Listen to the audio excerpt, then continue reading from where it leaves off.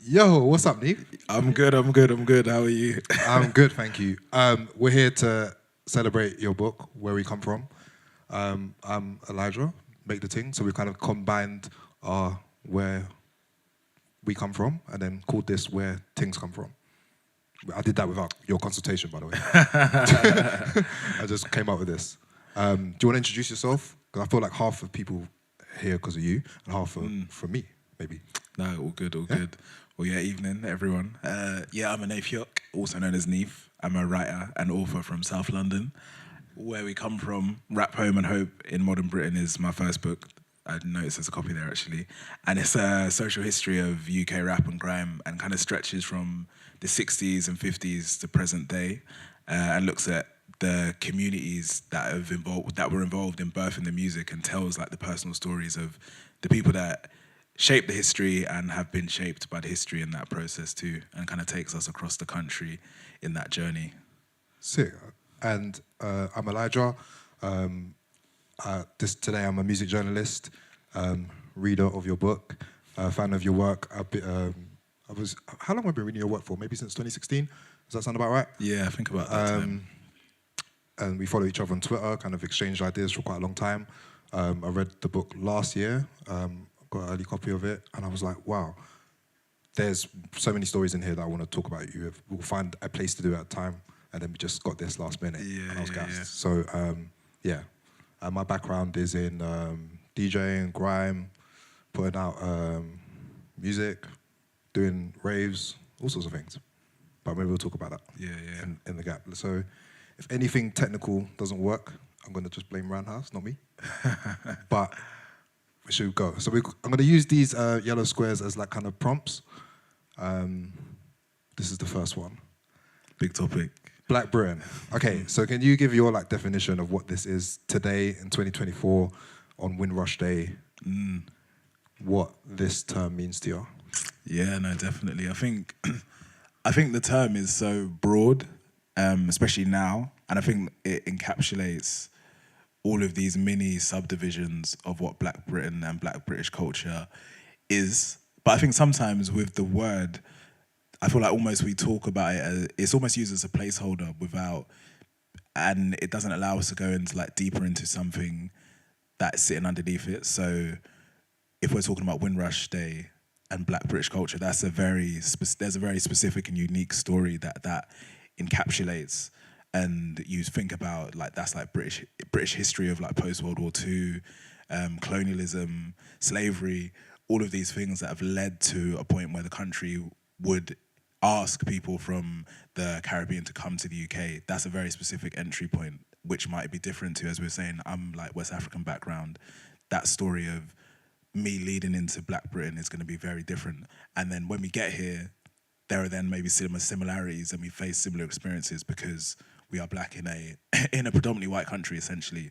So I feel like it encapsulates those commonalities that tie us together, which is why you still have things like a black nod if you go to somewhere, if you go to Stockport or somewhere, something like that, and you see another black person, you're just going to nod at them because there's a recognition of that commonality that you share, even if like that lineage and path is different in that sense. But yeah.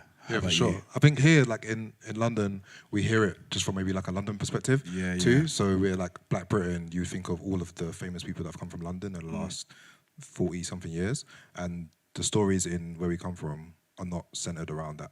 It's for people from Wales and from the Black Country. Yeah. From Croydon as well, which is so far from where we are now. But yeah, I mean, it's like I don't think you people wouldn't often think of Black Welsh people as the first thing they think of when they think of Black Britain or Black Scottish people or Black people from Southampton or wherever it's going to be. But they're obviously a key part and central to all of these stories. They think. Yeah, and 100%. I feel like even going to Wales and learning about what a Black Welsh experience looks like is vastly different to like what in the book, like going to Croydon. I think like Croydon had, and I think still has like the most black people in the UK. That's something I learned through the process of the book, whereas Wales, I think the black population is tiny, but it's congregated in a specific area. and like that history, and then how they interact with their country is then going to be completely different because the numbers are different and where they live is different to somewhere like London, somewhere like Brixton, or somewhere like Croydon. But there is still as Black British as anything else, and I think it's important that when we speak about Black Britain, we have to think about it as multitudes as opposed to like one dominant story. I think it's similar like when you think about even rap music, of course, like has for a long time been dominated by London because I guess London is like a huge city, it's the epicenter.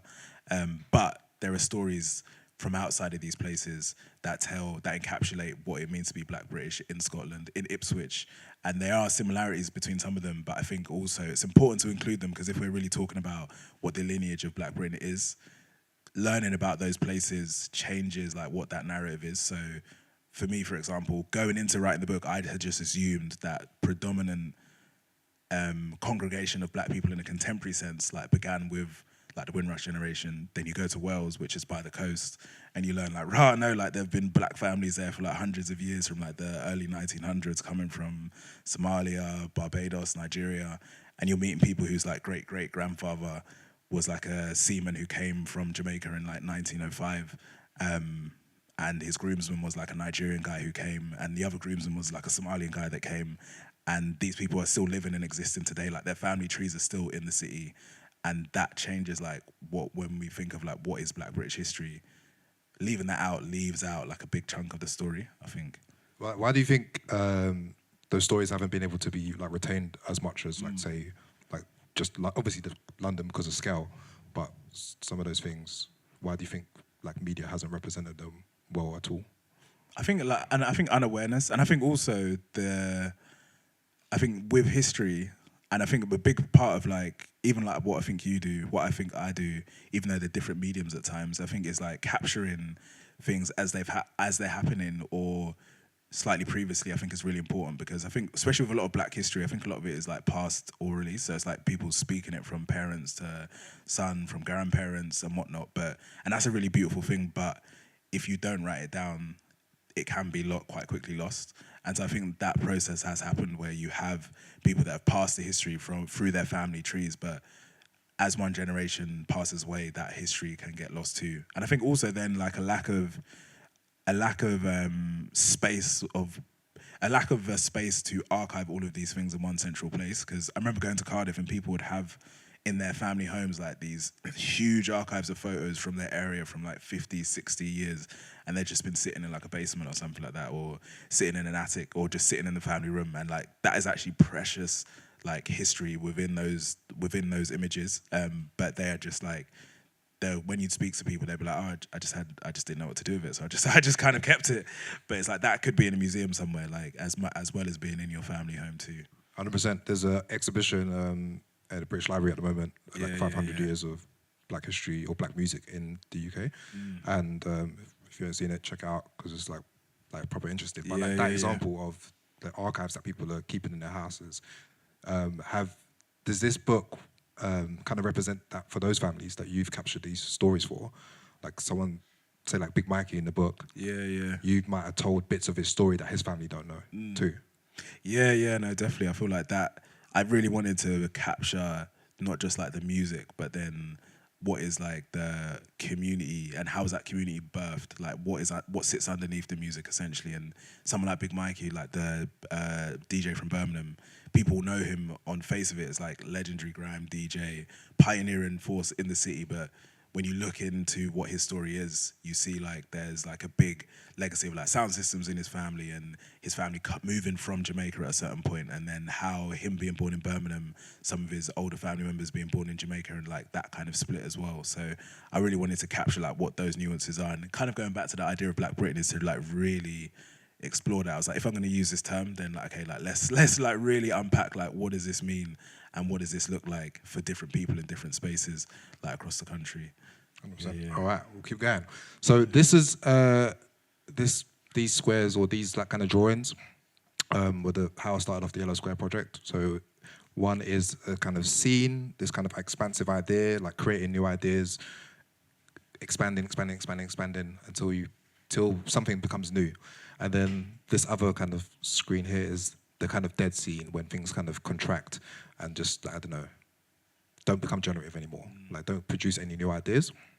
And I wrote that in July 2021, so that's when I first started the project. But in your book, there is like this, the way you kind of describe scenes changing is like this thing, and it not being a bad thing. Like a dead scene or like a moment where people go to do something different is good.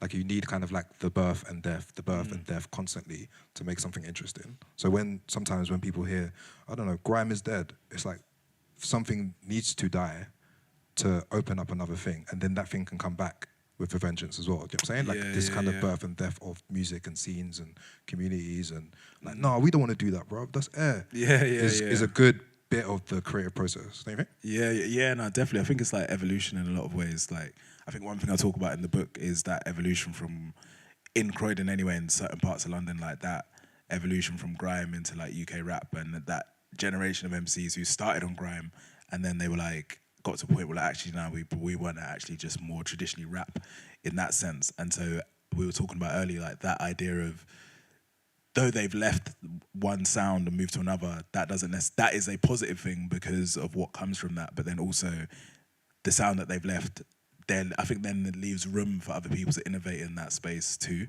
which I think is an important thing. And I think also like the power of being able to work on something when no one's watching. I feel like that is like a really big part of like any evolution of any music genre, which I think is kind of harder to do today because of the era that we're in. But I think that idea of like being able to have something that's yours and you feel like is yours. And I think like when there's nobody watching, you're more likely to experiment or more likely to be a bit free with your experimentation. Whereas if you're in a moment like this where things are huge, naturally as humans, you're going to you're aware of like the eyes that are on you. And you might be also aware, especially when we're talking about like these kind of genres, like that might be a finite time moment too. So I think that also affects like the music that people may make. Whereas when you're in this moment, I feel like that is like kind of like getting to exhale a bit and just be like, okay, like what do I actually want to create in terms of how I'm actually feeling? But what do you think? Yeah, it's like sometimes talent needs a trend to like find themselves, and then they create something new out of like, oh, now I've got an audience, I might as well do something original. So maybe like they come into whatever is popular at that time. Like this MC passed away this week called Dot Star, and it reminded me like, oh, like he came in and kind of made like some grime songs and like funky house songs. I'm like, okay, his talent was just, that was a vessel for his talent at the time, and then he moved on to do other things that his talent was pretty like interested and useful on. You know what I'm saying? So sometimes like the scenes and the genres and all these things that are created, for some people it's going to be their home. Like grime is like my home. But for other people, it's like their trampoline or something, or their springboard to something else. Which is like having a mix of both makes something kind of interesting. No? Yeah, no, definitely. All right, we'll keep it going. The British Dream. So you've got a whole chapter in your book on the British Dream. Yeah. Do you have like a definition of this term? I still don't have a full definition, but I was interested in this because there's a whole section in the book titled The British Dream. And when I was thinking about all of these stories that I was hearing, I was like, there's an aspiration there that people are trying to reach something, but that looks very different to like the American dream. And I think the American dream is like rooted in the history of that country. It's this idea anyway, even if I don't think it necessarily always exists, but this idea that you can go to a new place, start something and make a success of yourself in that sense. And I think because there are obviously elements of American influence in the UK, I feel like, especially from rap, I feel like that aspiration has dripped in here. But then also when you look at like, obviously a lot of people are coming from like immigrant backgrounds and whatnot, so that sense of aspiration is there too. And I was then trying to think, what does that look like in a realized sense? But then in a lot of the stories in the book, it would be like people coming from places where they'd maybe been through like violence when they were young, or like traumatic experiences when they were young, and success for them looked like being able to start a family, have kids. Like Despa, whose story is in the book, who's a guy from Birmingham. The real success of his life, on the face of it, it's like he's built like music companies in Birmingham, and that's really great. But then when you look into like the actual success of his life, it was like he came from a place where his family had shrunk, and he now had arrived at a place where he'd started his own family, and that was like success for him. So I was really trying to explore like, what does success in these genres look like for different people who have experienced and have participated in these genres. So I don't actually have one definition, but I think British people in general, I think like there isn't that sensational reaching for something in the way that there is in Telling me you America. wrote this and didn't want to become a billionaire. Yeah, yeah, you never know. But yeah. Yeah, like when I think of this like British dream, I just think of like, especially now, like it's like owning a home and like having a family, and like maybe a dog if you like dogs. That's it. Nothing beyond that. For most people in the room, those things are like really hard to attain now. So it's like it's really simple and it's really simple goals or dreams, but really hard to do and hard to achieve. So they're not, oh, you know, I want to go to space, I want to travel the world. It's like what people are really shooting for is something really simple. And maybe the music reflects that too. Sometimes I think our music in the UK, maybe compared to West African music or American music, we're not like super aspirational. We're just like, see man driving a German whip, like just a car. We're happy having a car. Whereas like, you know, like Rick Ross has got the Maybach and it's like we just want a car. Yeah, no, 100%. I always think like when you look at the songs that are meant to encapsulate like a place, so you think of like Empire State of Mind, and that song is like literally like this in the fabric of it, it's about like owning this entire city, moving from this place to the pinnacle of something. And then I think when I look at like the like London or UK equivalents, it's usually like on a way more, people are like, it's usually shot in the street in that sense. Like it's never that idea of like, I'm gonna own the whole of London or I'm gonna reach a point where I'm looking down on the whole of London. It's like, let me just show you London from a ground level in that sense. Yeah, that's a sick way of seeing it. Like there's an MC mentioned in the book called Triller, and he's got a song called 0121, and it's just like just shouting out people. Simple as that. The Southside All Stars anthem back in the day, and it's like it just reads like a telephone book. Maybe we'll play it later on or something. But like all people are doing is just shouting out roads, like Woolworth Road. Like, that's it. All right, that's cool. Okay, I don't think I've ever like spoken about this like publicly, but I think we can come up with like maybe one of 1,000 different ways of talking about this. Do you want to go first? Okay, yeah. A difference, I know there's some MCs in the building as well. It's got me on my toes. But I think a difference, I definitely think one of the differences is almost like what the music, where you experience the music best. Like I feel like when I think of the best places I've experienced grime is usually has been like in a rave, in that kind of setting where like the energy of the songs is allowing people to react to the energy as well. And then I think also one thing that it also comes to mind is when MCs would have shows, and I feel like you see it sometimes in rap shows, but not as much, where they may do their set, but then at the last 20 minutes, there's 25 man on stage, that kind of thing. And I feel like it turns into a set essentially. And I think that like more communal kind of energy, which I really enjoy. And then I think it's not necessarily about, I think to the point, I don't think it's necessarily even as much about entertaining the crowd as it is about people getting to express themselves in that sense. Whereas I think when I think of like UK rap, slightly more curated in that sense, where there is a specific experience that people are trying to give you and offer up to you in that sense, especially live. And seeing that show live probably more often than not isn't the best place to consume the music. Like you probably want to consume it in your headphones first for certain genres and certain artists. So that is like one of the differences, I would say. Yeah, that's a sick definition. I didn't expect you to go that way. I'll expand on what you said in terms of the difference between the kind of live and recorded, but that's a good way of putting it. Like grime could exist with no like recordings, like no recorded songs. It could just be beats, bars, DJs, and the live performance element. Like I don't think I like grime more than most people, but the recordings, most of them don't capture what the essence of it is. That's what's kind of fascinating about it. It's like, oh, there's songs and there's moments where you can be like, okay, that captures the energy of that time or that room. Like I use this example of like this artist, Temper T, Next Hype.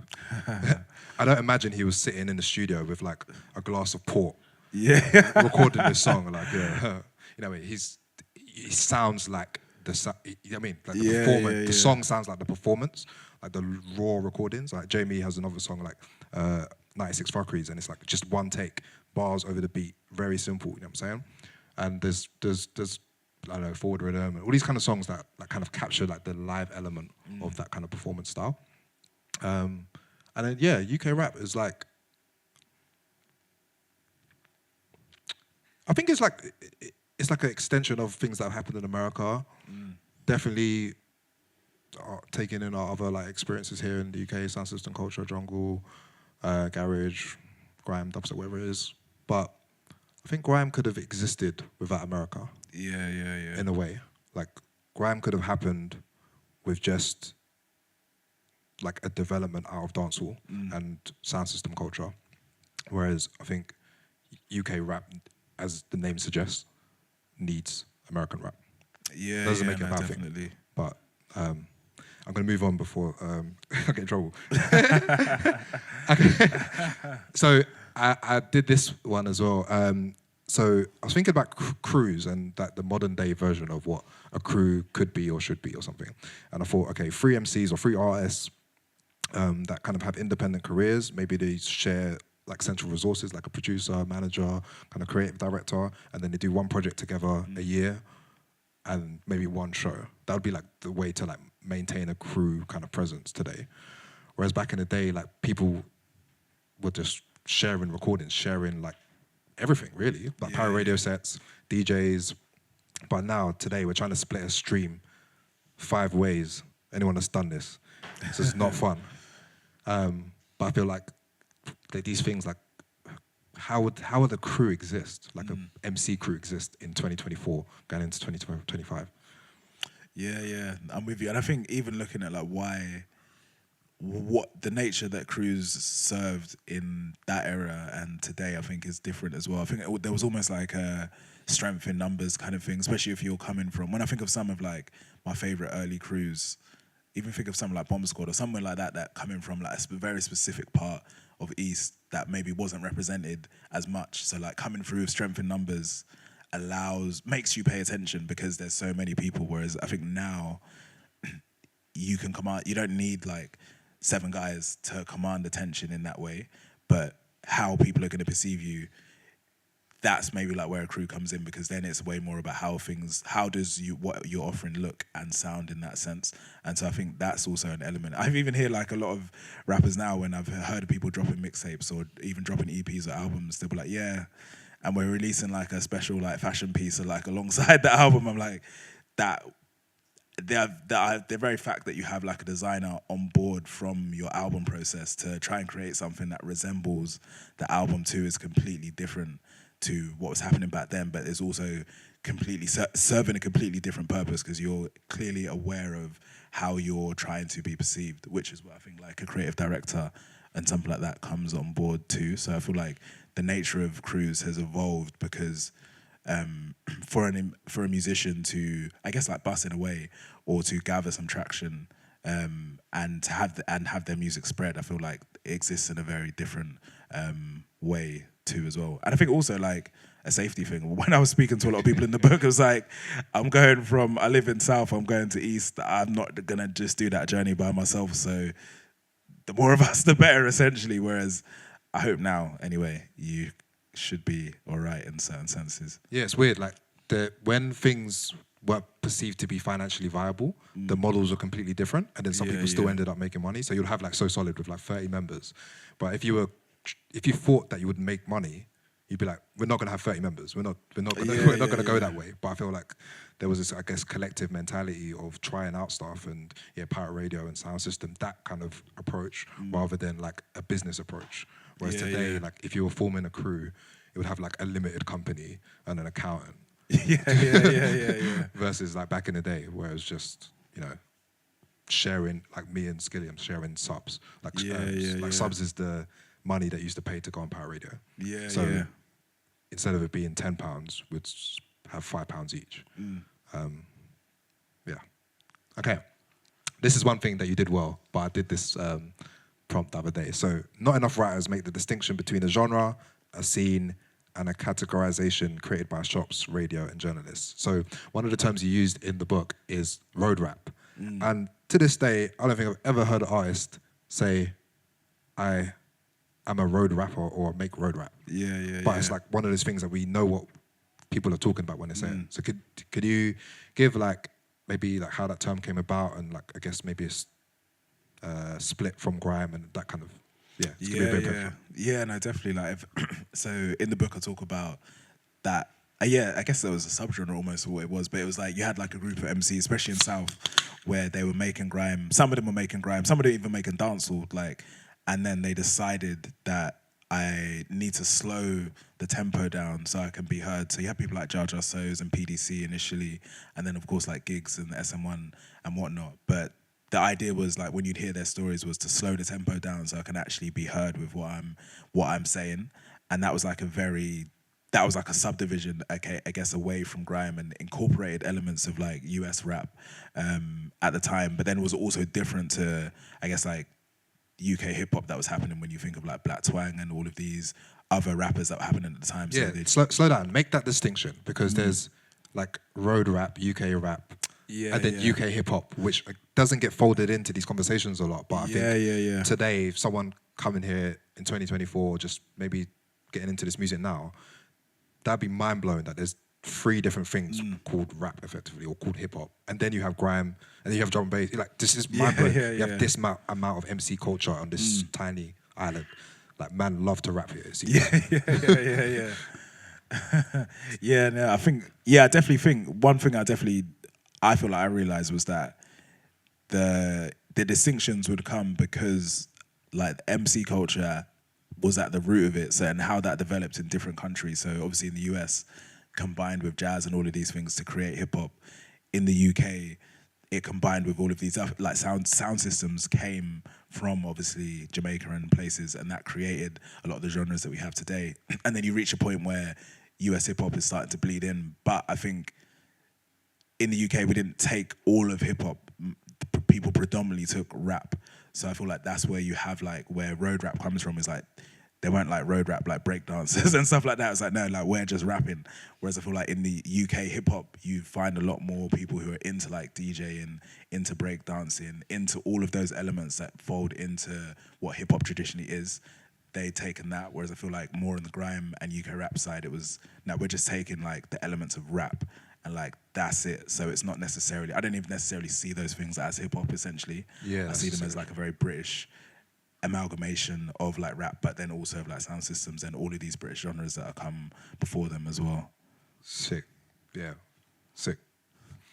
This is an extension of that, but where do you see yourself today, like as a music journalist? Like what function do they serve? What, I guess, role do they play in the culture or the thing that we all kind of participate in? Like, because the magazines have been shutting down.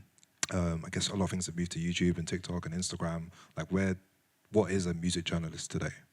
Yeah, I think that's interesting. I feel like music journalists, and I think sometimes will tie themselves to that idea of what a journalist is. But I think like that idea of what a journalist is was born out of a very specific time period where there was an abundance of magazines, there was an abundance of money to be able to go and cover things like that.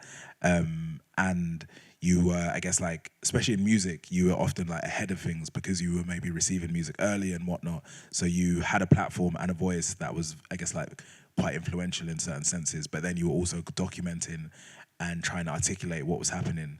And I think now, like, I don't think journalists should be tied to the idea that to be a journalist, you have to do it in that format and write for a newspaper or write for a magazine.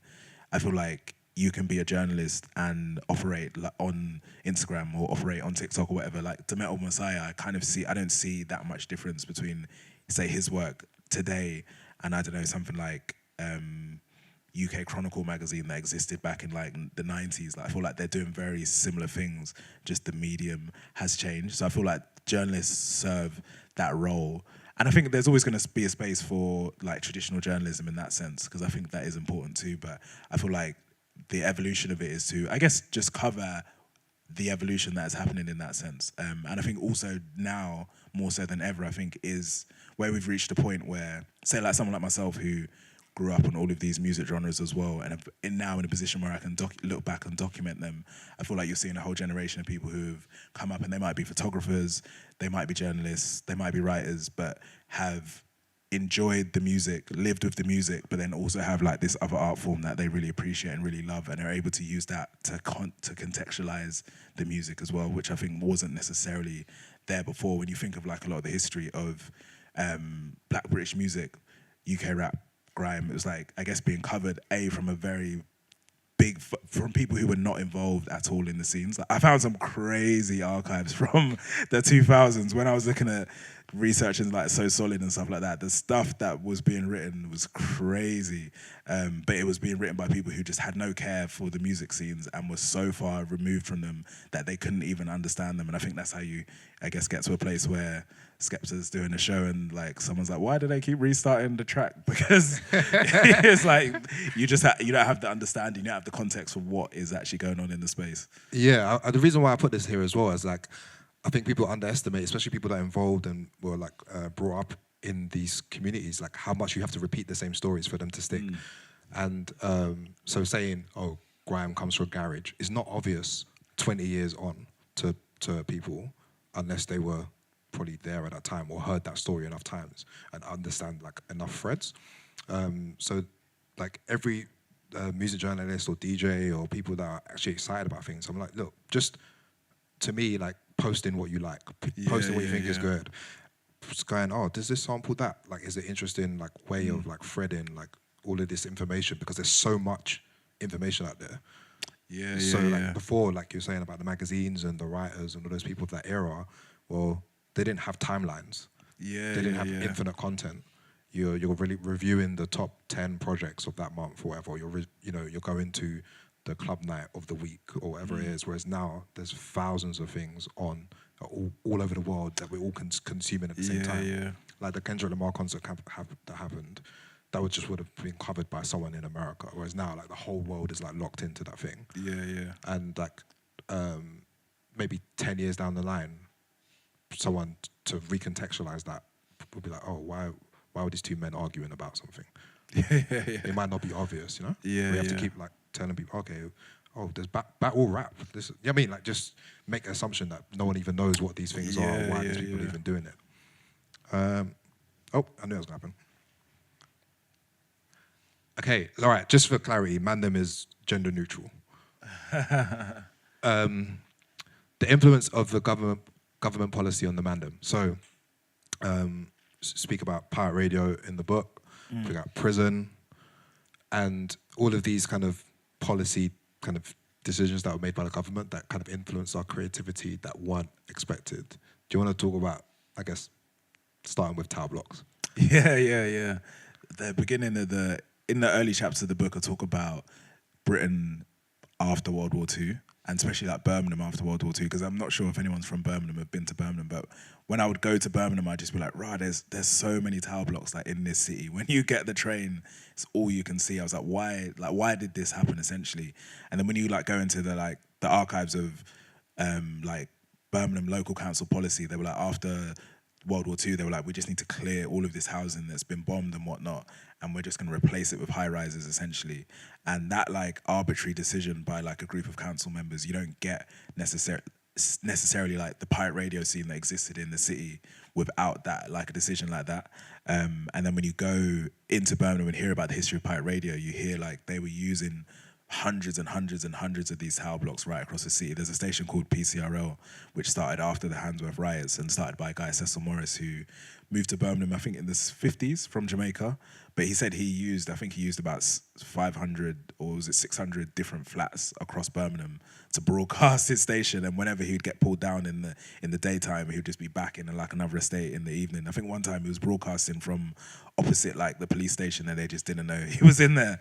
But it was like, that wouldn't have been possible without those like tower blocks being constructed in the first place. And it really made me think that, like, as much as sometimes we think of these genres as completely separate to almost like what's going on in like almost mainstream British society, it's like they are really tied together in certain senses. Like without like British policy after World War II, you don't get pirate radio in that same way. And then so it made me think about grime, UK rap, sound systems, MC culture as a product also of like political decisions in that sense too. And then I think like policing on the other end of that, once the things have been created, I think is like kind of the next, is a step on from that, if that makes sense. Something like pirate radio is so strange because I did a talk, there's a skill here in China, when we was in Shanghai, and I was explaining to them pirate radio. They were like, so it's illegal? I'm like, yeah. They're like, well, why were you doing it? And even something like that are like defiance of the rules or the law created all this other stuff, you know what I'm saying? And it's weird that like we don't even have a negotiation with that. We're like, oh, if they just gave us that space in the first place, we wouldn't even have had pirate radio, or pirate radio wouldn't have meant the same thing. So if they gave Cecil Morris like the station that was required for that community, we would maybe not have got the music. Imagine if they said, all right, Cecil, you want a radio station? All right, we'll give you a bit of budget. But, you know, just tone it down, lads. You know what I mean? Like, it could have been something like that where the music might have ended up being softer and a bit more policed with under their kind of rule or space. And I'm glad that didn't happen. I'm glad the part of the rebellion was the distribution, then the music, then all of the kind of cat and mouse game that you have to play with that. Because otherwise we wouldn't have the culture that we do now. Yeah, no, 100%. I feel like that idea of like resistance is like baked into like the genres. And I think when you think of like what pirate radio was serving for people, I was talking to Cecil Morris, he's in like in his 80s now, but he was saying that it was a space to broadcast music, but then it was a space just to like be able to enjoy like your own culture at the time where you couldn't hear it. There was 2 radio stations in Birmingham, BBC, and I can't remember what the other one was, and none of them were playing any music from like their background. He said he couldn't hear reggae anywhere. It was impossible. They would refuse to play it. And when he went to the BBC and was like, we need a show, they were like, oh, like we have an Asian DJ and he plays the odd reggae song. That's like what they said to him. And so that's why he decided to create his own station. But then on the station, they would broadcast not just music. They'd say if a family member had passed away in like West Bromwich, just along from Birmingham, they'd say like, this is the funeral dates. So for all the family members living across in another side of the Midlands, you can come and make sure you're there on this day. So you see like the communal purpose that it serves and that freedom to be able to do that, despite like you're literally risking your freedom to do that in that sense as well. Yeah, it's kind of like everything. It was like the social media of the time. It was the radio, it was talk shows. It was, all of these things bouncing off each other. We'll come back to radio in a minute. It's kind of similar, talking about radio, I guess. Medium, so talking about MCing specifically, I went through these kind of headline topics. So sound systems, clubs, pirate radio, records, DVDs, YouTube, and TikTok, and how they've influenced the MC. Why people approach the songs in the way that they do. Maybe just how we've got certain songs just coming from freestyles. We've got certain songs that have come out of sound systems, that have come out of clubs. Do you want to do like one and I'll do one? So like, maybe you start with sound systems and then we can kind of go back and forth. Is that cool? Okay, cool. Do you want to like think of a way that the medium of the sound system has influenced the MC?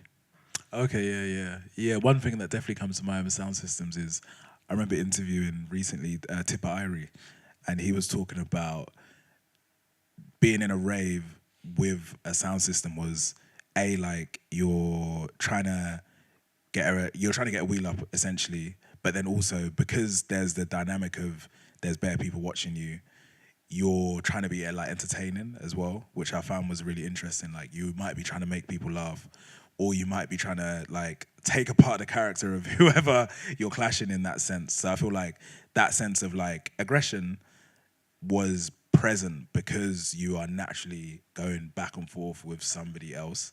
And I think that changes like how you are going to approach even recording your vocals, or what you're going to write or say about someone when you're quite clearly aware that there's public embarrassment at large, but also that if the idea is to capture people's attention, you need to be distinct in the way that you do that. And you need to kind of try and have a style that is not going to sound similar to what anybody else is doing, which I think was a very specific thing that has bled into like a lot of the different genres that we see.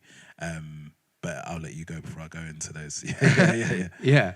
With I guess club culture, like it would be like jungle, drum bass, and garage being like the club-driven MCing. And again, maybe there's a similar overlap, but one thing that stands out to me is this video I watched. I think it's 1997, a Sun City rave in Leicester Square, and the tweet that I posted it with was like, "Oh, this was like the first year of a Labour government in whatever 25 years at that time," and like those MCs were coming just to create good vibes. You know what I'm saying? Like no matter what's happening in their life, they're like trying to make everyone else have a good time in a way that maybe, like you said about Grime, it's like that wasn't the first thought on someone's mind. It's like, but those MCs or that generation MCs, it's like, it's about the audience and it's about them and about the raver. And I think that's such a different approach compared to Pirate, where you're thinking about yourself or you're thinking about what you want to say or your stresses or what you want to get off, and people maybe taking your story. It's like, it's not even like, it's like nearly not about you at all. You know what I'm saying? And I think if you told an MC like that, if you told an MC today, hey, you're going to make songs, but just they're not going to be for you effectively. Or the chats that you have, other MCs might just end up using them. You know what I mean? If you think of like the, what is like a MC like that? Like, you know, like Oli Oli, like that kind of thing. Someone invented that and everyone can just say that now. It's like kind of open sourced vibes. All right, you do Pirates. We'll go through this quick one. Got you. I think Pirates kind of similar in that sense. The one thing that's coming to mind is it Wiley on Rinse on Christmas Day. But I think like that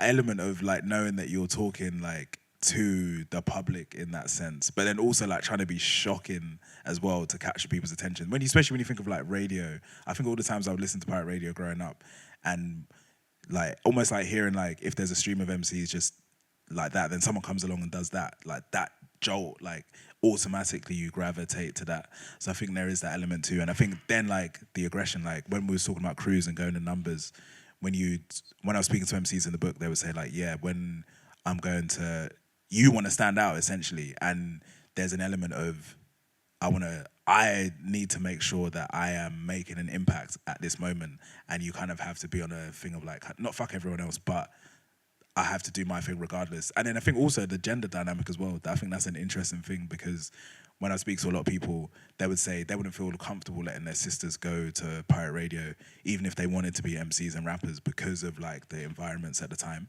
And I think that led to a very specific gender skew within the genres as well. Whereas if you look at today, I feel like you're seeing things balance out a lot more, because the roadmap to becoming like an MC or a rapper, you don't have to go through the school of pirate radio to become a rapper. And so that I think allows people to exist and build their careers in different ways. But so I think that's like a way in how things have changed as well. I'll just add as well, like just this might be obvious to people, but when you've only got audio, it changes the dynamic. When you've only got audio, those moments that you're saying, like, say like if you're listening to a Nasty Crew set and it's just going, and then DWE comes on, that's like probably like, you're like, whoa, like out of nowhere. So you don't, when you watch sets now, say like if you watch Rinse or Boiler Room or Trans Presents, whatever it's going to be, you can see the person coming in. So that already dulls your senses in terms of what's going to happen. Whereas when I was sitting at home and you just hear that, they don't go, oh yeah, hold out DWE in the building. You just hear it coming in. You're right. Just like that. How shocking that is, Yeah. Like recordings. So we kind of spoke about this with rap. This is how like the last 70 years of recorded music history has gone. People putting their ideas down on songs. This has been good for the whole ecosystem. People have made money, royalties, things there. This archive of material that's been captured, compared to maybe like the 60s and 70s and 80s and 90s, where not as much people had access to recording. Whereas now everyone can record at home, on their phones, iPads, whatever it's going to be. And it's like, we've got a more diverse set of people recording because of that. Can I do DVDs and then you do YouTube? Oh, yeah. Okay, so the reason I put DVDs in there and why I think it's important is a lot of the freestyles that MCs used to do on DVDs were without music. And today, people are sampling those freestyles for new songs. So something the medium of like say like getting an MC, shooting them, MCing in the street outside their house, and then 20 years later, that someone taking the sample of those things and making new songs out of them, and like those songs becoming like I don't know, like getting millions of plays on YouTube and Spotify. Yeah. That was not what the MC intended. Like their voice has been used as an instrument 10, 20 years later, which is like mind-blowing to me. It's so sick. But yeah, the DVD was like a very, very short era in music, really. It was only like 3 or 4 years. When you think about all of these other mediums, sound systems still going now, clubs still going, or radio, MCing on the radio still going, records still going. YouTube is 15-ish years deep, nearly. Or no, longer. It's 2006. So yeah, 20 years nearly. And yeah, TikTok is, I guess, the newest one out of these. But DVDs are gone. Like that approach, you couldn't walk up to an MC today and be like, "Can you just spit?" They'll just look at you like you're mad. Anyway, I'll let you do YouTube. I think YouTube, definitely the visual element, I think of freestyles changed a lot because with, as you say, with pirate radio where it's audio, I then think with YouTube, it's like you have to, there's almost becomes like theatre in like, when I think of it like rappers theatre, almost like, not only do I have to like, to make me believe what you're saying is true, I have to see it in how you carry the lyrics as well.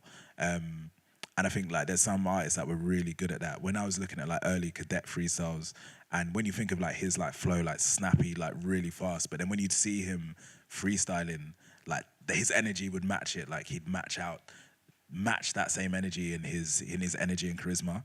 And then I think you'd see some freestyles where it's like you may be saying on paper like what might be like the hardest stuff, but if you're just saying it kind of like this, no like motion or energy, I feel like that makes a difference. So I think like that visual element, I think made people have to be aware of like how do you actually captivate an audience, not just by my words but also by my body language. And I think you see that play out then with a lot of, when I think of like Kano as a performer and when I see his live shows, you can tell like that element of taking his jacket off at certain times in the show, like knowing what to do that's going to make the crowd like build in anticipation and excitement comes from that idea of having freestyled in front of a camera so many times. You're aware of like the cues that people are picking up on, and I think that then bleeds into people's live shows. And I think there's a point where you stop where people still freestyle on YouTube now, but maybe not as much and in quite different ways. I think you see how different the performances are for like a certain generation that have come later compared to generations that came before in that sense. But I think YouTube played a big role in that. Yeah, if you look at the early F64s compared to like now, you have that Daily Duppies, you'll have like the visuals with it. So it'll be like, I've got an iPad and the iPad will show on the screen. And like I drive a car and then the car will be like, which changes like how you would even approach a song in the first place, right? Things being like so heavily metaphor driven on like Daily Duffy, whereas if you were just telling a story, so they might be like, oh, like I can't really use an image for that. I'm not gonna mention my mum because I don't want them to flash up a picture of my mum or something. You know what I mean? Like they'll change the way they approach the song. Anyway, I'll do TikTok quickly. I'm not like a user of the app, but I guess this thing is like more trend driven. So if there's a challenge to rap over a certain beat, you'll have 800 of them really quickly. So like what used to happen on dancehall records, where there'd be versions of a song, like all on the same beat, and MC approaches it, whereas TikTok takes that to the extreme of like thousands of freestyles on one beat. And that's, again, that changes like how people get discovered. It changes like what songs blow up, what instrumentals blow up. That's like compared to maybe all of these, it's not even about standing out. It's about like maybe fitting in or slotting into a conversation and being discovered that way. So it can be a different approach. All right, I'm gonna need some water for the next one. I'm gonna set this up to not get you in trouble.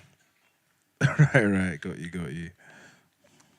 Okay, maybe you ask the question. Okay, got you.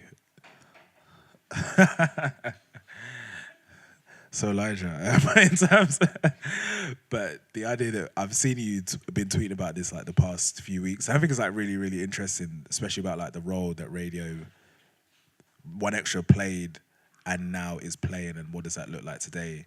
But what were your, I guess, like, it'd be interesting to hear like what the thoughts were that informed the tweets almost.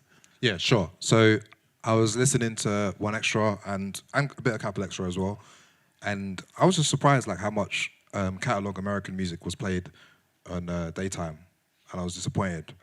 And I just thought, let me just see if this is like an anomaly and just follow it over a couple of weeks. And I did that, and I was hearing like Chris Brown and Ja Rule and 50 Cent in the club. I was like, what's going on? Like, why are we playing records from 20 years ago at peak time? Like, where's all the music from the last 5 years from the UK? I thought we were doing good. I thought the thing has moved forward. I thought the station was for that. Like, why is something that we pay for promoting Joe Budden? Like, I just find this really strange. And it's I don't even know why no one else said anything. So I did a workshop a couple of weeks ago in Cardiff and in the BBC building, and someone asked, like, how can we get supported by, the industry or the radio, One Extra? And then I just asked them to like load up what was being played at that time, and it was 50 Cent in the club. And I was like, how can we participate when that's what we're up against? Like, we're not even. It's not even like they're competing against Stormzy for airtime or for Dave or something like that. They're competing against old American music, and I just thought, what is going on here? And then over the week where I was just listening to it, what was, I guess, being celebrated just felt like so alien to me. It was like, even on Instagram, it was like, happy birthday, Chris Brown. I was like, what? What is this? And why is it like this? The same with Capital Extra. I listen like when the Uber and stuff. I'm like, who is this benefiting? And I could see how One Extra could function completely fine with just playing the last kind of 5 years of all these British hits that have been happening, the last 20 years of British hits that have been happening. Like, why do we still need this spine of American music? I don't know. I just didn't, I just thought it was a bit crazy. Yeah. I'm going to keep going on that, like, this kind of relationship between us and America, because it's like slowing us down. And I think 20 years ago, did we think we would be here today? Like, did we think we'd still be playing 50 Cent in the club or Joe Budden, Pump It Up? I don't think so, especially when we've got all this talent here. Like, what are we doing with the airwaves?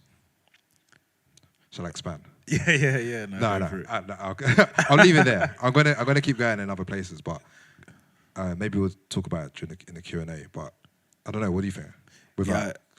Yeah, I think like when I look, because when you were tweeting about it, it made me think that I think sometimes, like, and obviously I actually don't know, I don't work in the building, but from the outside I was thinking, when you start something and you have like a clear set of intentions and you identify something that's missing within the landscape, and you set out to do that thing and you start to do that thing, and I think as time goes past, sometimes you kind of like hit kind of a malaise, like kind of can become complacent, and so you have a set of processes that worked for you, and then you just keep doing those processes, and you keep doing them just because that's how it's been done. And you see a lot of businesses do that, like, or industries do that. This is just how it's been done, so we're just going to continue doing it that way.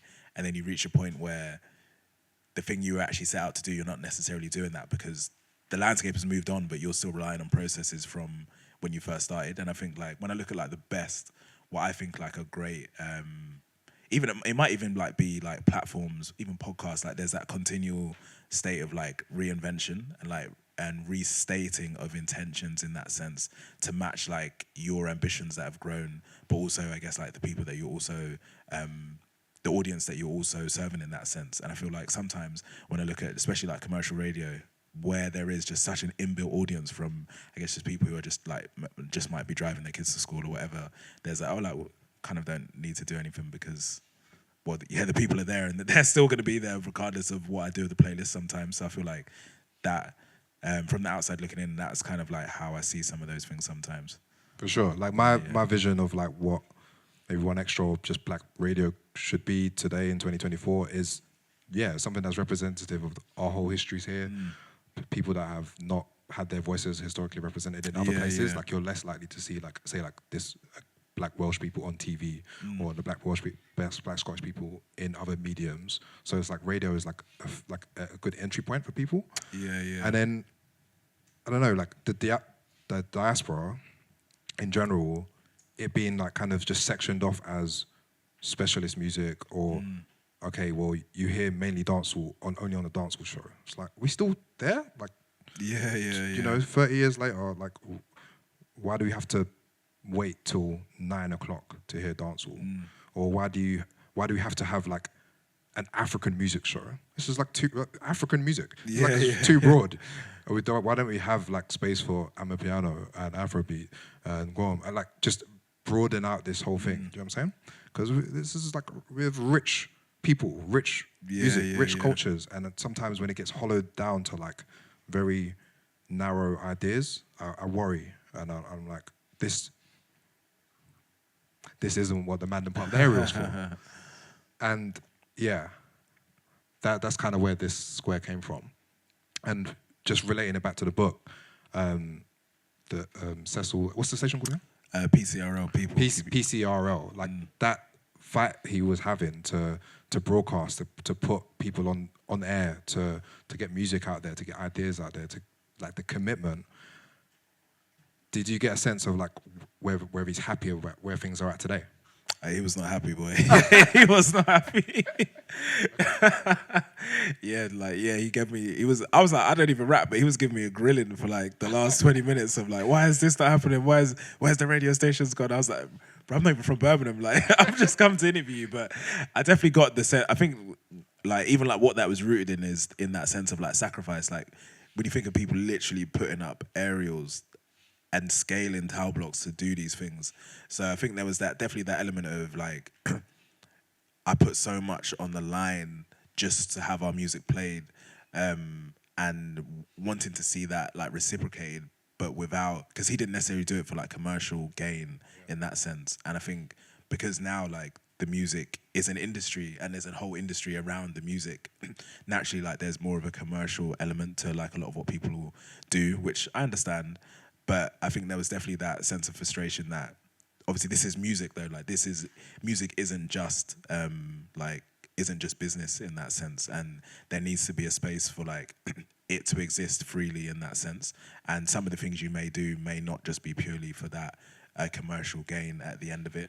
And so I feel like some of his disappointment I think came from that, and I think also some of his disappointment also came from the separation of the genres in that sense. Like he was seeing it as I started playing reggae records, I started doing all of these things. He was like, I remember he said to me, it's like, this rap and drill that you guys are making, like it all started with us.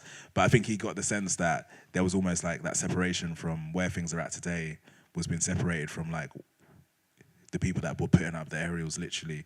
And that I think almost the idea that someone like a Stormzy or a Dave or a Central C or a Little Sims doesn't exist in isolation. Like they didn't just pop up out of nowhere. Like they're the product of like 50, 60, 70 years of that kind of graft and resistance in all of these different places across the country. And like to recognize them, you have to recognize that at the same breath too. And I feel like sometimes you felt like that wasn't happening in that sense, which I can agree with. Straight up, it takes a village. So Yeah. let's end this on an optimistic note. So I did this Twitter thread 3 years ago now. We're like nearly halfway through the decade somehow. Do you want to make some like optimistic predictions about Black British music?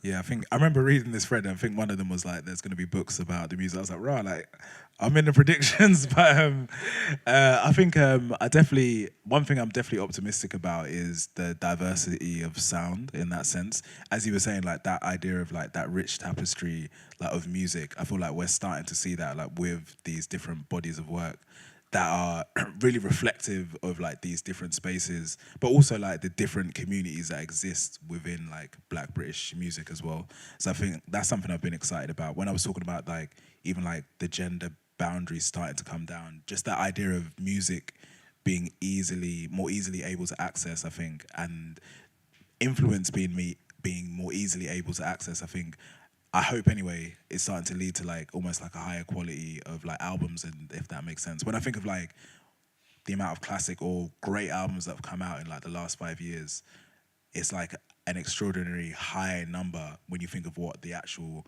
size of the black population in Britain is like relatively small, especially when you're comparing it to other diasporas in America or even in France and these places, like it's quite small. But when you look at like the quality of music and albums that's come out of this like one space, that has given me like room for optimism, I would say. Straight up. That's good. I'll share some of the tweets that I did with some of the follow-ups of at the time. So here's a couple of them. So this was one of the tweets. I'll start with my home genre, grime. The legends of the scene will produce some grime masterpieces, make a few will make songs with their children. So this is Frisco with his son. So this is something that happened this year. One prediction done. Younger artists find a platform that lends itself well to grime's historic strengths, live performances and sonic experimentation. This is Names Bliss. I went to his show this week at Oslo. This song is called Iniesta Flow, which you can check out afterwards. And yeah, he posts his videos just like MCing on TikTok, and that's how I discovered him. Him just one of his freestyles on Twitter, and it just bopping around, man. There's no German whips. It's just he's getting on the train. Yeah, prolific producers of the music continue to branch out musically and have top spots soundtracking games, adverts, and television.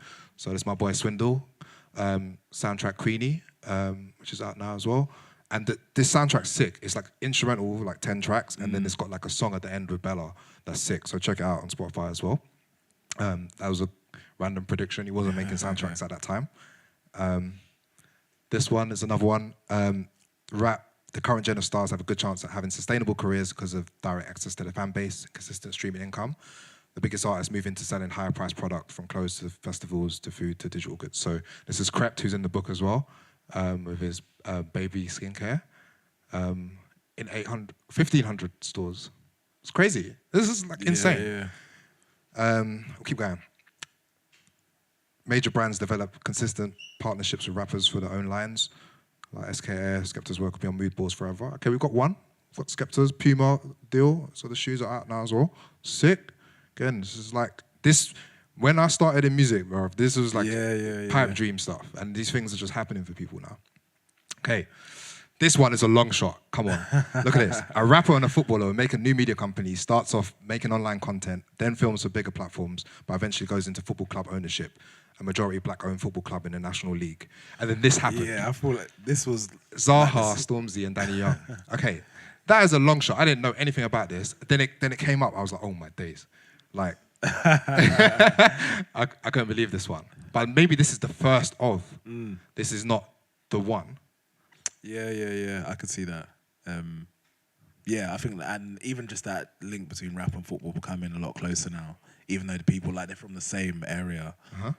So they share something in common, but they're just in different fields. But I feel like those fields are coming closer together as well, which I think speaks to like the landscape of like when we're talking about black media and entertainment and all of these things now being looked at as a more unified thing, as opposed to you're a footballer, so you're over there, you're a rapper, so you're over there, you have nothing to do with each other. It's like, actually, no, you actually have a lot to do with each other. In that exactly. sense. Like Daps on the Map, who's in the book as well, his son signed for Wolves. And I was like, man, this is getting closer together. Anyway, maybe you can add something here. I'd love R&B to be the British pop of the 20s, someone that create a platform, label, brand like Selection, but made sense for our histories here. Built and led by women, like you're saying, from the production to videos and events and merchandise. Do you want to expand? I think this is the one that I'm really excited about this, because I think for so long I think R&B in the UK, and you see like the argument online about like where is British R&B and where is it in comparison to rap, and I feel like it was almost doing it a disservice in the sense that I feel like rap has such a long history here, to the point where rap is American, but in the UK context, not necessarily that American, because there's like 50, 60, 70 years, sound systems, all of these things, and I feel like R&B didn't necessarily have that same grounding and rooting in that way. But I feel like now you're starting to hear artists who are sampling using like these homegrown British genres, garage, jungle, all of these different sounds, and then weaving that in with R&B, which I think is like quite organic, but I think very exciting. And I think also really exciting because I've been hearing some music from people who I think I can't remember her name, but she was like, I think like the fourth or fifth generation of her family in this country. So all her references were just like British music essentially. And that was clear in like her tone and like the music that she was creating. So I was like, this sounds like something very distinctly that could only happen like in this country from a black diaspora perspective as well. So I think that's really exciting to hear what that evolution of, it might not even be called R&B. I don't even know if that's the right name for it, but whatever that sound is, I feel like I'm really excited to hear like more examples of that in the future. Sick. And yeah, like we were saying earlier on as well that like women not being welcome or safe in this kind of like pirate radio spaces. Like, okay, what do brands look like when it changes the center of who's in charge and who's getting taken care of their stake? So I kind of follow up with this, and yeah, so yeah, as more young black artists become aware of our deep histories in house and wider electronic music, there'll be a lot more importance placed on owning our music narratives and spaces. And yeah, I just think maybe this is like, maybe you see these artists, Sherelle, near archives, as just, they're just people just doing their thing. But the makeup of these scenes was not like that before. Whereas like now, it's like, if you were thinking of a DJ in the UK, you might name them. Whereas before, it was likely be a dude. It likely be like an older person. You know what I mean? It's like it might even be like a white person. It might be from Radio 1. Like all of these like constructs. Whereas like now, like someone's more likely to, might not more likely, but could name them instead. And just what that opens up. And like, people talk about like representation and stuff. It's like, well, like they're doing it right now. I think it's like every opportunity you have to like recognize that's still new. And we're at the beginning of these two becoming 10, becoming 100. You know what I mean? Instead of it being 100 man and 10 women, you know what I'm saying? Yeah, no, definitely. But yeah, some of the most popular DJs in the world will be black and British. And yeah, I don't know. Popular producers and DJs from the diaspora moved to the UK to be immersed in all these scenes. Maybe. And I think we've got some like backwards immigration policy here. But if that changes, then Jazz will be present in all these musics. The established live acts of today would no doubt be producers and studio owners that develop the next wave of talent. And yeah, it's the backbone of all this music as a collective, collecting the Mercury Prize. I mean, I think this was like an easy bet at the time. I should have put like a $5 on Ezra Collective winning in 2021. That would have been like or 2 years later or 3 years later or something. Yeah. That would have been like a good bet. And yeah, like we have like investment in young talent all across the country for musicians and stuff. And I just, again, like using these platforms, One Extra and stuff, like give them a space to be heard and, you know, these things to continue because it's not a given. This might be like a short moment in time where we get, you know, the space, the time, the resources. Who knows where this next government policy lands us, you know? And then, this was the last tweet in the thread. Like, I'm sure the man then will take over rock, indie, and classical to give it time. So, yeah, I was a bit, like, gassed in the morning, waking up one Sunday. This is actually before I started the Yellow Squares as well. This was, like, on the journey there. It was, like, I had been offline for about 9 months, and this was me just, like, tweeting all the things I'd been thinking about. And then my favourite DJ, Scratcher, replied going, Elijah's discovered MDMA. People can't think of creativity without it. But I said, still haven't tried, heard great things. But yeah, thank you for inviting me and like making this book. Afterwards, you can be signing a book and stuff. Like, I think this book could be like written about so many different stories, and you pick like amazing people. You didn't like center yourself in it as well.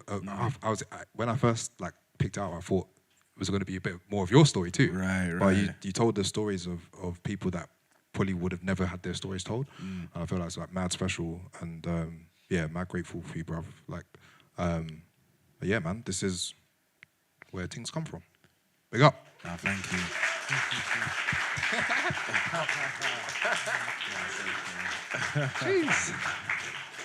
Jeez. We'll do some questions. Have we got another? We've got like a third mic. Yes.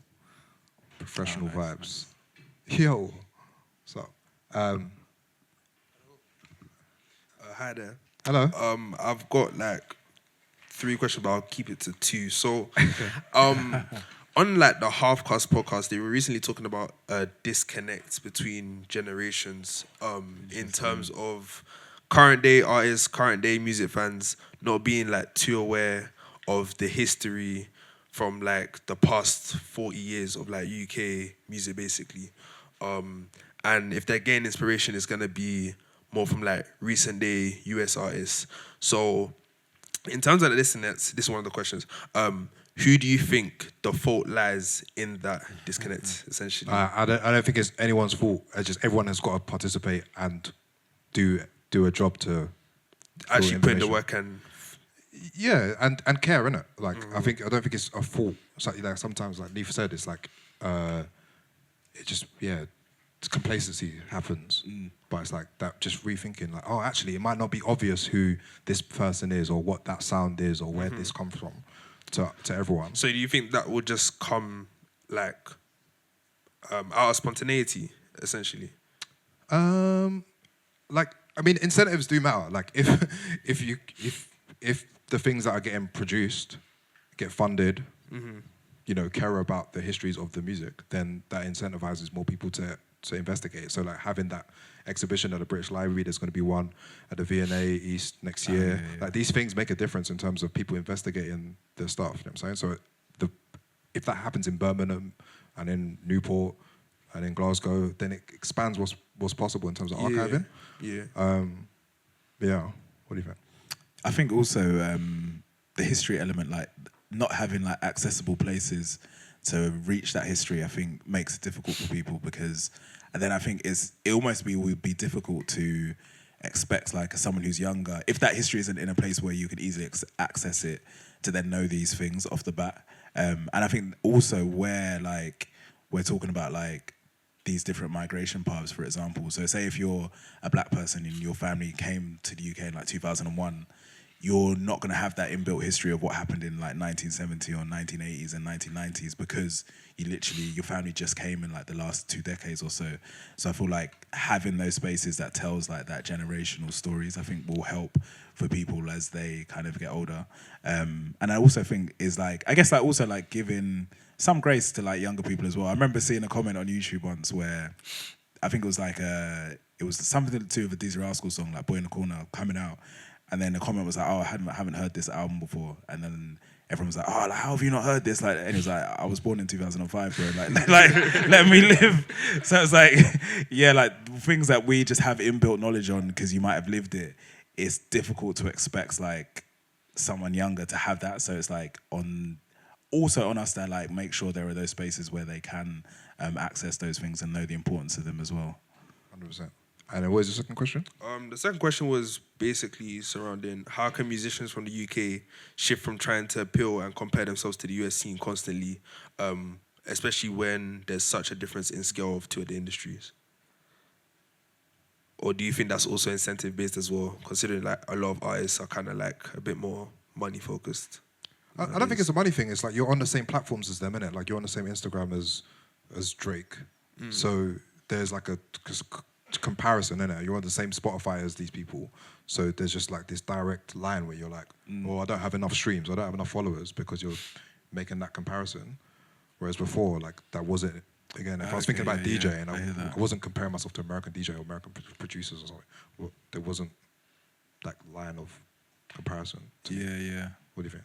Yeah, and I think that makes sense. I think definitely like in terms of, and I think also when you're a musician as well is, when you create any kind of thing is like having your own like intention for something and like what does like then success look like for you, because what success might look like for you might be different to like what success looks like for Drake, if that makes sense. So, but I think having like everything just openly available immediately can sometimes, if you haven't locked into that, you can then quite easily sometimes be swayed by, well, success for this person I believe looks like that, so it should then look like that for me as well, but it might actually be completely different in that sense. So I think there's that element of trying to lock into what is it that you're specifically trying to do in that sense, and what does that look like for you, and what does that sense of contentment look like for you, almost on a personal thing too. Yeah, like who are you trying to talk to? Like if you're, yeah. not to say that if you're from Wales, no one else wants to hear you, but there's a difference in terms of coming from somewhere and playing for those people. You know what I'm saying? Like I remember, like I did some interview, this was like 10 years ago, and I said I'd rather play in Kent than Idaho, and some guy from Idaho messaged me going, "What's wrong with Idaho?" And I was like, no, it's because we never got to play the music really close to where we live. We had to go out further where it was like more practical, just our music was being appreciated and paid for, which was annoying, you know? It was like it was a beautiful experience in some ways, but then I would have rather have just, say like, been able to do shows in London. That would have just made my life a lot easier. And like, the music that we did was for here. So it didn't make sense being in like Idaho or Chengdu. You know what I'm saying? Yeah. These are the places that we did shows. It's crazy. That. Thank you. Firstly, thank you guys for the conversation. Really appreciate you opening up the room and making this conversation available to us all. I've also got a couple of questions. Feel free to disregard any. Do one so we get one. Okay, cool. Neef, question for you. What was most enjoyable in writing this book? Writing about the kind of eras and the genres that you grew up experiencing, or uncovering some of the stories that haven't been told? Ooh, I think probably uncovering some of the stories that hadn't been told or that I hadn't heard before. I think that was the most enriching experience. I think was getting to go to these different parts of the UK, like getting to go to Wales. I hadn't really been to Wales before, and then actually getting to go into like the heart of a place and sit with people and just essentially be like, let's just listen to your life story essentially from beginning to end. And then doing that over and over for like 4 years in all of these different places, I feel like just built up a sense of understanding in a sense, and also just changing me as a person as well. I feel like I left with like just a higher degree of just empathy and understanding for people. Like I remember going to this place in Wales, like the Valleys, which is like the white working class Welsh, like ex-steel mine towns. Place unless for this book, I never ever would have gone there. Like people in Cardiff were telling me like, "Are you sure you want to go? Are you sure you want to go there?" And then, but getting there and like hearing like their stories was like really, really like enriching, because I would have before gone in just with like a preloaded conception of what I think that place is and like what someone like there may feel about me. But then when you hear like, yeah, when you just get to hear from them direct from like their mouths essentially, I feel like that was like really gave me like a greater degree of like understanding for people, and also just made me realize like regardless of what's happening, like most people are really just searching for the same things in life, like connection, family, fulfillment, all of these things, and that just might look different depending on where you live, but ultimately like that's what people were like striving for. And I think being able to like see that play out in all of these different areas was like, was really rewarding. So I would say that I loved the like covering the history that I knew, but yeah, that was definitely quite special for me. Do you have one? Thank you. So it's off the back of like the question of like why one extra is playing a certain type of music. And I think, do you think it's to do with how people process music and how they're listening to it and what they attach to it? So like with a lot of UK sounds, like contemporary UK sounds, it's based off like the underground and like jungle, garage, grime, dubstep. And then, so like, for example, I grew up in Stockport, so I didn't grow up with like the kind of pirate radio and stuff. So therefore it's like find a community and like the culture, and then you can just deep dive and like research so much about like pirate radio and like different crews and different like club sets and stuff like that. And it's all there, and it's so like energetic and like real. And then when you hear the tunes, it's like you apply that to it as well. So if it's like on contemporary radio that people don't have that attachment, maybe they're just hearing it, and like what they can hear more through other stuff is like a nostalgic kind of like don't know, it's like a resurgence of like things they've already heard that a lot more people can relate to in a way. Yeah, I kind of get you. Like when sometimes we're using these like terms like black, like sometimes it's like we're talking about race, but then sometimes I'm talking about doing something different. So like, should black radio sound like Radio 1? No, it shouldn't be just songs by black people constructed in the same form, 2 minutes, 30 seconds, first chorus hook. Like that would be like just I don't know. That's like one way of doing it, but I feel like there's a more expansive version of what we are doing on Rinse that is still palatable for people broader than Rinse. You know what I'm saying? But I'm not sure how much that's been explored as an idea. I don't know. I just think most of the time when things get programmed at scale, they just think of, okay, instead of it being Oasis, it's Stormzy. It's like, well, it's just like for like, when it could just be something completely different. Does that make sense? Right. Yeah, no, I get what you're saying. I think also as well, like, almost like when you say like something like, even like the BBC, but like BBC One Extras, like, that's like a huge, I don't know how many people work there, but I'm sure there's hundreds and hundreds and hundreds of people there. So I feel like sometimes like it's hard to like give an assessment of something that is so big in that sense. I feel like it'd be like sometimes like when you say like, I don't like Google. Like Google is like a huge thing that has all of these different facets. So then I think sometimes with like the issues that people will be identifying with like something like BBC One Extra, it's like the veil of that is so huge. Like where do you start to pick that apart? Because I'm sure, yeah, and then like then a company is just made up of loads of people essentially, and then where do you start like identifying like the people behind the face of it, if that makes sense? And I'm sure people in that building probably disagree with each other 100%. on loads of things too. And so I always do find that interesting in like, because it is a brand, like anything with the brand, the name leads, but obviously underneath the brand is people who make decisions and I guess sometimes agree with each other, sometimes disagree with each other, but ultimately like us as consumers don't get to see that. So I'm always interested in like the idea of like defining a brand without actually sometimes actually getting to see like the people and hear from the people who are actually defining it within that building as well in that sense. 100%. Yeah. All right, let's go. I think we've got time for a couple more. All right, let's do two more. I've got one hand over there first. All right, we'll go to you. Don't worry.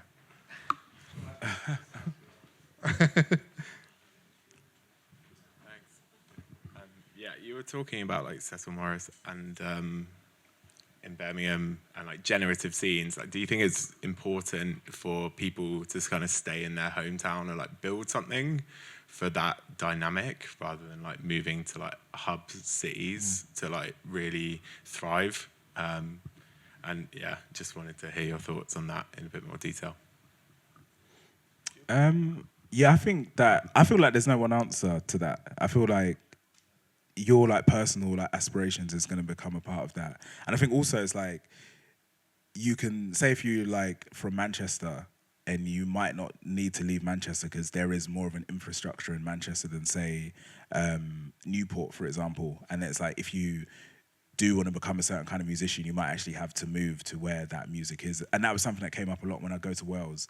It would be different to like Birmingham where there was a degree of infrastructure in Birmingham where you could stay around a lot longer, whereas in Wales it was actually no, like the infrastructure, if I want to be a certain kind of musician, the infrastructure just doesn't exist here, and like the audience doesn't exist here either, so people would have to tour across the country in that sense, or like move to London and in these kind of things, because the music that they were making, the audiences for that weren't necessarily like in their hometowns like that. So I think it does go on a case-by-case basis, and I think it obviously, of course, is like beautiful when people stay and build up like where they're from, but I think also even that process at times takes leaving and then coming back at a certain period and point too.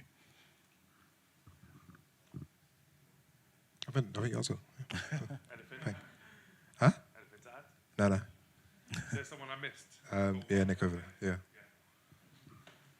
Yeah. Thank you.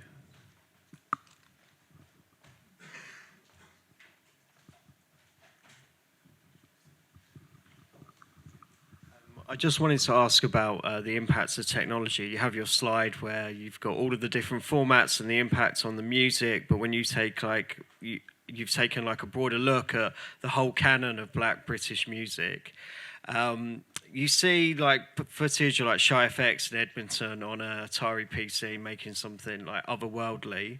Everyone else in the world has had access to the same technology. What makes the Black British experience so innovative within music? We have grime and all of these different things that have come off it. Why has that happened here, of all places, and maybe less so, say, in America, where, say, the rap culture is more like a mono rap culture than we have here?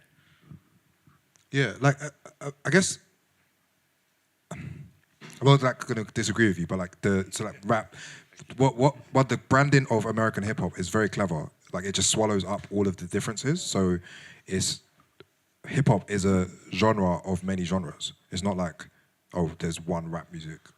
We know this, right? It's all different sounds, different eras, different producers, different regions, and you would be able to tell that. Whereas here, when we change the dial, we change the name of the music as well.